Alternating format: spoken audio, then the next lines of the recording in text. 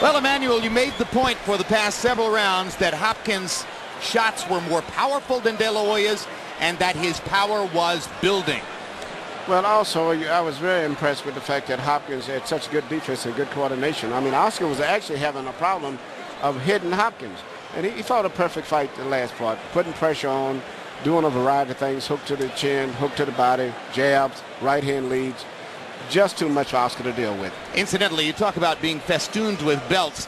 This is the first fight in history in which all 4 governing body belts plus the Ring Magazine belt were all at stake here tonight. So Hopkins has retained 5 belts in this fight. He's the first fighter to retain all 5 belts in the same fight.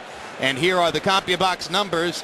Hopkins 99 out of 361, De La Hoya 82 out of 315. But Hopkins' punches were harder. Power punches, Hopkins landing 17 more, and the margin was growing with each passing round. They both threw about the same number. Hopkins with the highest connect percentage. At the end of the day, only one punch mattered, the left hook under the rib cage. Let's go to Larry Merchant with Bernard Hopkins. Thank you very much, Jim. Congratulations, Bernard. It looked like you got into a boxing contest the first 3 or 4 rounds. What were you seeing? What were you doing?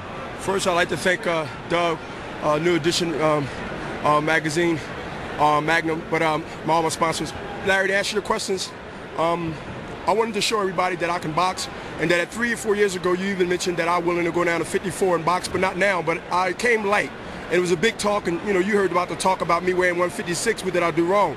My trainer walked up the plan, Bowie Fisher, and said, we're going to fool him. We're going to come in a little above the junior middleweight, so you can be faster, you can be lighter, and you still have your power. We know ourselves, Larry, and that's why I was boxing earlier, to figure Oscar out, to show that I can outbox him, Larry. And I think I did. I don't know if you agree, but I think I did. Well, I disagree. I had Oscar winning most of the first of the early rounds, and it seemed that what was happening, at least to my eyes, was exactly what you said, that Hagler made a mistake in doing against Leonard.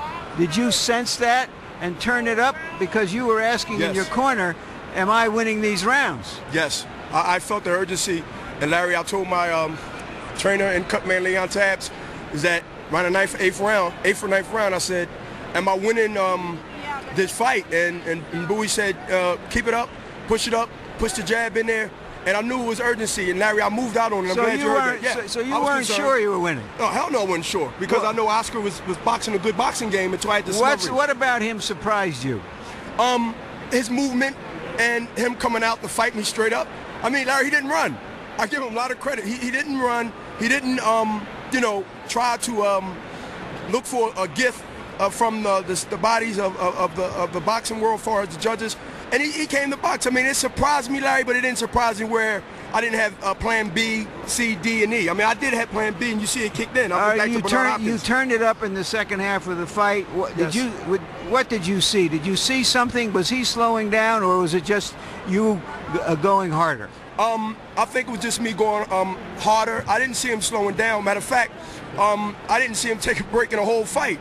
I was trying to get inside and sort of like rough him up and put my weight on him to push him back to work on his legs, but he was a little crafty, little son of a gun. He was slipping and moving and holding, and when he was holding me, he was holding me like with a death hug, and he didn't let go until the referee came in. So he smart fight up until then.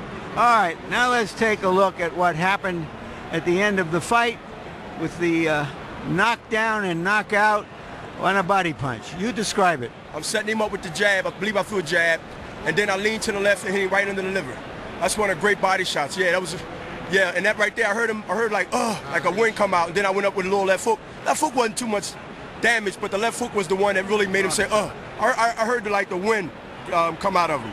It was sort of chopped liver. It was a chopped liver with a little bit of sauce on it. The Hopkins sauce. Larry, I'm good to be back on pay-per-view. I'd like to thank everybody. Ross Greenberg. How satisfying is this for you? Not Don King. In what happens? You talked about beating Trinidad. Now you've beaten De La Hoya. How satisfying is that for you? At 39, almost 40 in January, I won 20 defenses. I'm one away. Whoever's that unlucky number 20. That is satisfactory to me and what I've done, Larry. I told my mother before she passed that I won't fight past 40.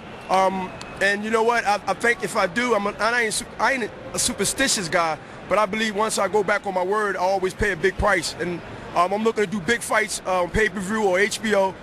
Bring on all of them. Bring on all of them. All right. Roy Jones has said now that he's been knocked out by a light heavyweight. He's willing to come down in weight. Is it more possible that you two could get together in your next fight? If HBO, Ross Greenberg, and Mark Tafferter, which I know they can put it together, I would like fight Roy in the drop of a dime and come back and do my last defense as a middleweight. Yes, Larry. If not, Roy Jones, bring on Tarver. Thank you very much, and congratulations again, Bernard. All right. Thanks, Larry. Thanks, all right. Oscar. Here's Oscar De La Hoya. Great champion. Good champion. All right, Oscar.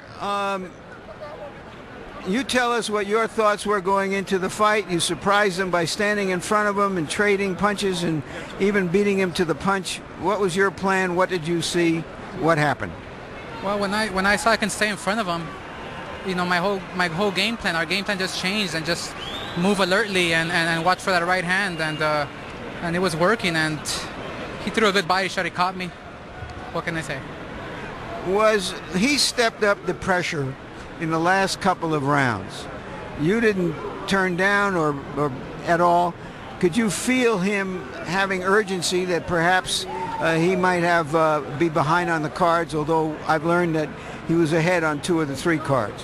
Well, he was behind on 2 of the 3 cards, and we were actually, I was ahead on 1 of the cards, and we were tied on 2 of the cards.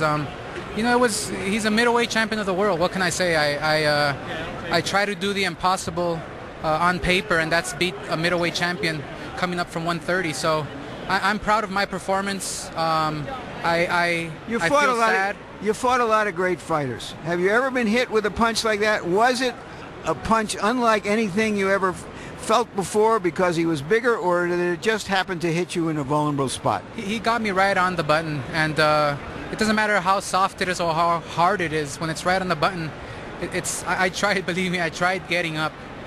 I couldn't do it. I couldn't, and believe me, I have what it takes to get up, and he caught me right on the button. Do you have any regrets at making this attempt at trying to climb this mountain? No, I'm very proud of what I tried to accomplish. I knew I could have won. I could have won this fight. I know I could have, and he's a great champion. I give him all the respect in the world. He's a great middleweight champion, and like I said, I tried to do the impossible, and it just didn't come out. The cut on your left hand, did it affect you at all? Could you feel it during the fight? No, perfectly fine. I was popping him with jabs, and even caught him with left hooks and left uppercuts. So I felt fine. Everything was perfect. Just that he caught me with the right punch. That's it. Would you want to take another look at it? Oh, of course. Okay, we'll run that punch back again, because Oscar's only been really hurt one time in his career that I can recall by Ike Corte. Never a devastating punch like this. Yeah. Oh, he's caught me. What can I say? I mean, I've been hit by that type of shot before, where it makes you make a noise like that.